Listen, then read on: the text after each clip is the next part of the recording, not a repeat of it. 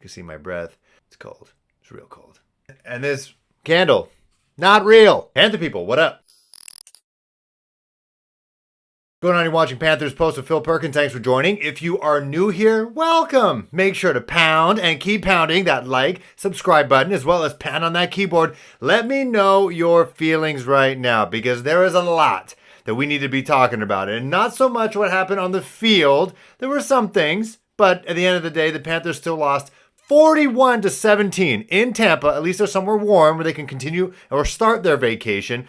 But you can type out your feelings, what you saw on the field, and also what we're hearing about what's happening off the field. If you're not new here, I just want to let you guys know I appreciate you. It's been almost a year. The 2022 NFL Draft will be 1 year since I started Panthers Post. It all started with the Panthers lacklusterly, kind of like, meh, picking up Sam Darnold for 3 freaking picks. And I felt like, man, I have to get something off my chest. No one here in Southern Ontario cares. It was the pandemic, fired up the old camera phone, and then boom, Mike started talking. I did not think I was going to get anywhere near 100 subscribers, but little did I know, the Carolina Panthers online community is huge. It is passionate, and man, they're honest.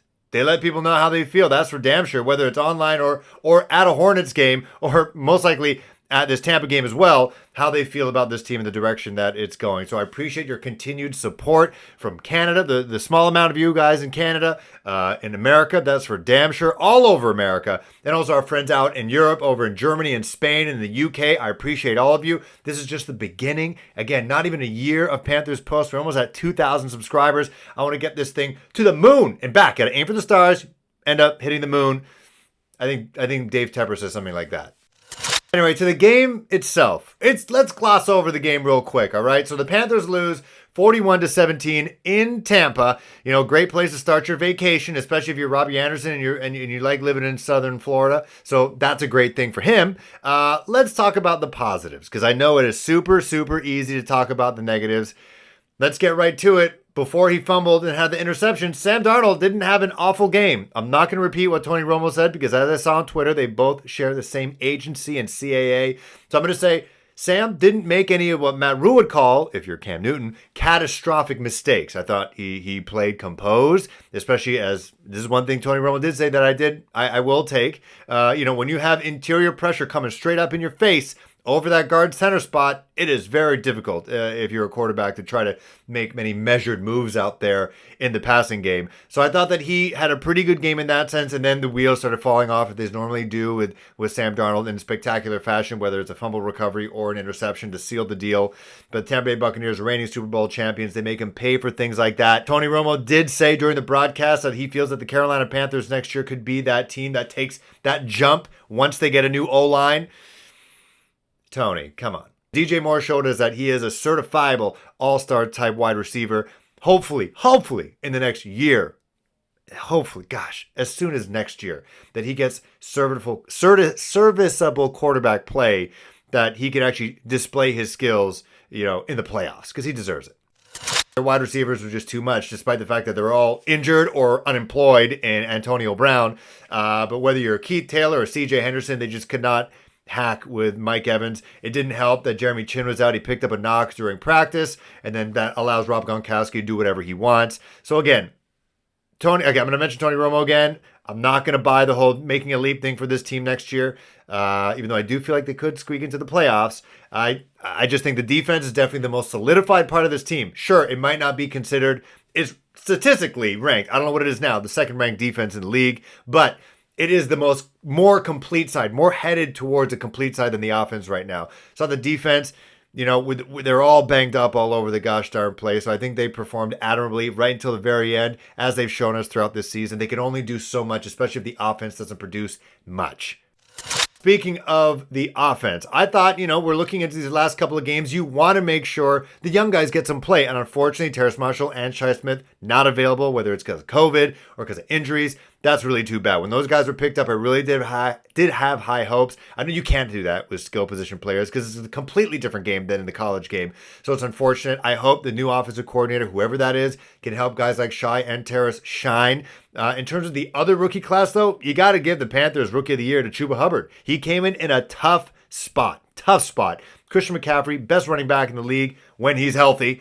And those expectations for a 5th-round pick, who is as decorated as Chuba is, and, I thought he came in a little slow, as we mentioned. We were there live streaming against the Houston Texans. It seemed like the game was super fast for him. It seems like he had absolutely no hands, no trust in his mitts whatsoever. But in this game, he had a receiving touchdown, and he's running more confidently. People are saying on Twitter, and I agree, he could add about 5 to 10 pounds of muscle as long as it doesn't affect his speed. And, if he can run with a lower pad level like that, I just feel like mentally he came in a tough spot, and I felt like he flourished. And I think, he showed that he is a professional. When Christian McCaffrey came back and you saw his load completely cut down, but then Christian McCaffrey unfortunately got hurt again, and Chuba came back, and no hard feelings. He just came out, became a professional.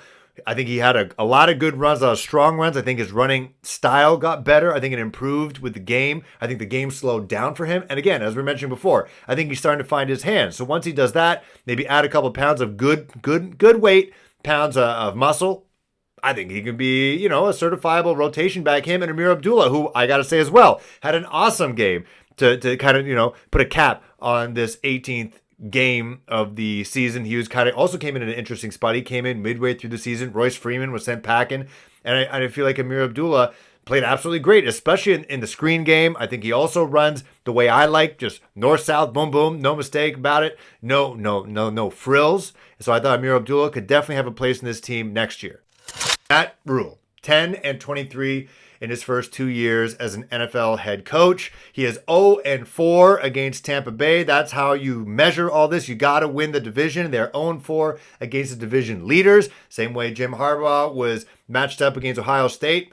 He had been marred throughout his time in Michigan because he could not beat Ohio State. And he finally beat Ohio State. Doesn't matter they got blown out by Georgia. They still beat Ohio State, and that was great. Matt Rule has yet to beat the top dogs in the NFC South in the Tampa Bay Buccaneers. So he's 0-4 in that. 10-23, still has a job next year, according to Joe Person and multiple other sources as well. Matt Rule's coming back for a 3rd year. Rip the Band-Aid off. It's happening. He's coming back. And you're going to be sick. You're going to want to blow your brains out the amount of times you're going to hear commentators talk about, well, at Baylor, at Temple, he had his biggest growth in his 3rd year. Oh, biggest growth in his 3rd year. Oh, you suck in your 1st year, you improve a little bit in your 2nd year, and then your 3rd year you explode. Well, the 1st year, there were times where I think the Panthers lost 8 games to 1 score or less. And this year, it just imploded. It was tough to watch. It was super tough to watch. And you can blame injuries. You can blame injuries as much as you want, but there are a lot of teams with injuries, man. A lot of teams with injuries, and they still manage to make things happen. Didn't happen here, I guess, when your key members are hurt and your key contributor on the most important position in all the sports is Sam Darnold and a banged-up Cam Newton that comes in halfway through the season under a coach who didn't want him in the first place. You're going to get what you got right now, the 2021-2022 Carolina Panthers. Media, I'm just a YouTube creator. That's all I am. But according to the media and the YouTube creators ourselves, things are a mess. Matt Rule's losing the locker room. He's definitely losing the fans. That's for damn sure. But then when you got guys out there, whether it's Brian Burns, who is not a Temple or Baylor guy or a Penn State guy, saying that 100% Matt Rule's the guy to lead this team and help them make the next jump. And you got players like that. You got Cam Newton, singing the praises of Matt Rule, a guy who, according to us hacks, didn't want him in the first place. Maybe there's some of the players know that we don't know. According to Jay Glazer, who's a pretty connected dude, he says that Matt Rule is going to have to bring up a superstar offensive coordinator to owner Dave Tepper. Now, according to Adam Schefter, those superstar offensive coordinators are Jay Gruden, the former head coach of the Washington football team, now the Washington I don't know what yet, and then formerly an offensive coordinator with the Jacksonville Jaguars. And you got Bill O'Brien, who is a Penn State guy. He was the head coach of Penn State, taking them out of that turmoil. Remember, sound kind of familiar to a certain Carolina Panthers coach right now, taking a team out of turmoil and making them relevant again. And then head coach and I think really bad GM of the Houston Texans. And then now offensive coordinator for the Alabama Crimson Tide, who are playing tomorrow against Georgia in the national championship game. As well as Kevin O'Donnell, I believe it's Kevin O'Donnell, the offensive coordinator for the Los Angeles Rams. Process of elimination, Jay Gruden, get out. Bill O'Brien, I mean, the guy's getting jobs. It's not like he left the Houston Texans and is now coaching at Florida International or at DeVry College. You know what I mean? So He's coaching at University of Alabama as an offensive coordinator, which seems to be a bit of like a rehab for a lot of coaches who kind of flunk out of the NFL. Steve Sarkisian did the same thing as well. He kind of did a little bit of stint there with Alabama, then jumped off to another job. Bill O'Brien, we're going to see what he does tomorrow with Bryce Young as the quarterback. So there's a couple quarterback connections here with Bill O'Brien, which despite what he did as a general manager with the Houston Texans, letting D-Hop go and then pissing off DeShaun Watson, there are some connections that this guy has, which could be good for the Panthers depending on what situation you want to find themselves in. So, Bill O'Brien, obviously head coach of the Houston Texans. There is a very disgruntled quarterback with the Houston Texans by the name of DeShaun Watson,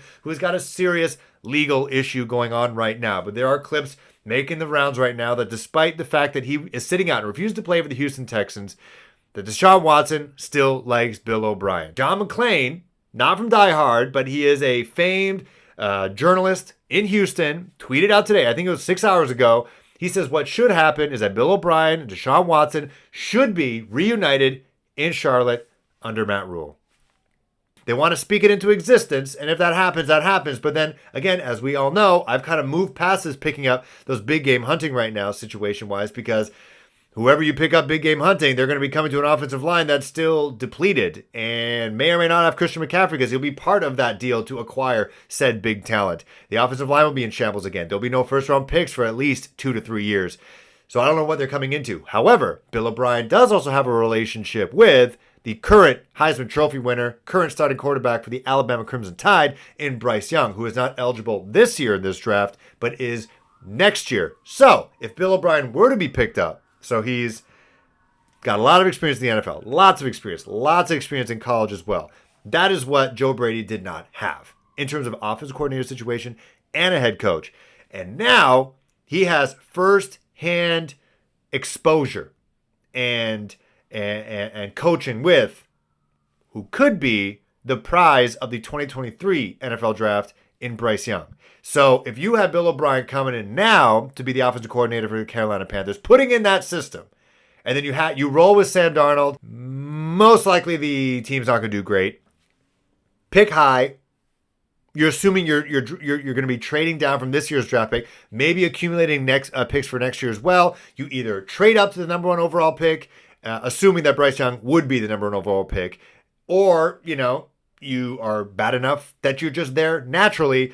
Boom, Bryce Young to Charlotte from Alabama.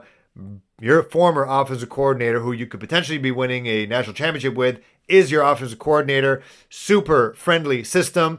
You're assuming that in 22 draft, Scott Fitter and company have traded down and have built up the interior offensive line, have gotten, another safety for Jeremy Chin, an outside linebacker for Shaq Thompson, a defensive tackle, maybe a power back, who I personally would like.